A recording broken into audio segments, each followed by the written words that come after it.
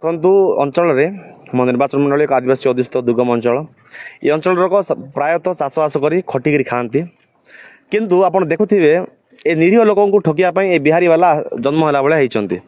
ଏ ବିହାରୀବାଲା ଯେଉଁ ମଦ ରାନ୍ଧୁଛନ୍ତି ସରକାରଙ୍କ ଠାରୁ ଲାଇସେନ୍ସ ଆଣିଛନ୍ତି ସତ, କିନ୍ତୁ ଯେଉଁଭଳି ମାନର ଯେଉଁଭଳି କ୍ୱାଲିଟିର ହେବା କଥା ଯେଉଁଭଳି ପଦ୍ଧତିରେ ହେବା କଥା ଏମାନେ ସମ୍ପୂର୍ଣ୍ଣ ଉଲ୍ଲଂଘନ କରୁଛନ୍ତି।